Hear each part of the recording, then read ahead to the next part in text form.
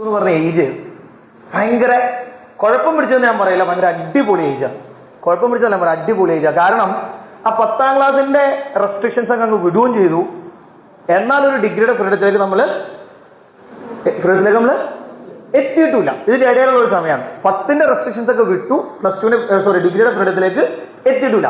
ഒരുപാട് hormonal changes സംഭവിക്കുന്ന, ഒരുപാട് നമ്മുടെ മൈൻഡിൽ തന്നെ ഒരുപാട് തോട്ട് പ്രൊവോക്കേഷൻസ് ഒക്കെ നടക്കുന്ന ഒരു സമയമാണ് ശരിക്കും ഈ പറഞ്ഞ +1 +2 എന്നുള്ള ടൈം. ഞാൻ എൻ്റെ ലൈഫിൽ ഏറ്റവും അധികം എൻജോയ് ചെയ്തിട്ടുള്ള ടൈമും +1 +2 ആണ്. അതായത് നമ്മൾ സ്കൂളിംഗ് നമുക്ക് LKG UKG, പിന്നെ LP UP, high school, higher secondary, പിന്നെ ഡിഗ്രി, പിന്നെ PG, അത് കഴിഞ്ഞ് BEd, പിന്നെ MEd, ഇങ്ങനെ ഒരുപാട് സ്ട്രീംസിലൂടെ നമ്മൾ പഠിത്തത്തിൻ്റെ ടൈംസിൽ കടന്നു പോയിട്ടുണ്ടെങ്കിലും ഏറ്റവും അധികം എനിക്ക് ലൈഫിൽ മെമ്മറീസ് ഉള്ള, അഥവാ ഏറ്റവും അധികം ഇനി തിരിച്ചു കിട്ടണമെന്ന് ഏത് ആഗ്രഹിക്കുന്നു ചോദിച്ചാൽ ഞാൻ ആൻസർ പറയുന്നത് +1 +2 ആണ്. അത്ര അധികം നമ്മൾ അടിച്ചു പോയ ടൈമാണ് എനിക്ക് പേഴ്സണലി. ഓരോരുത്തർക്കും ഡിഫറൻസ് ഉണ്ടാവാട്ടോ. എനിക്ക് പേഴ്സണലി +1 +2 ആയിരുന്നു. നിങ്ങൾ ഈ ടൈമൊക്കെ കടന്നു പോയി ഒരു 10 കൊല്ലം കഴിയുമ്പോഴാണ് നിങ്ങൾക്ക് ഇത് എന്ത് ചെയ്യാം, ഫീൽ ചെയ്യാം. ഇപ്പൊ നമ്മൾ ഇതിന്റെ കൂടെ എങ്ങനെ പോകുന്നത് ചിലപ്പോൾ ഫീൽ ചെയ്യണമെന്നില്ല. ആഫ്റ്റർ 10 or 12 years മെജോറിറ്റി ആളുകളും പറയുന്നതും +1 +2 അടിപൊളിയായിരുന്നു.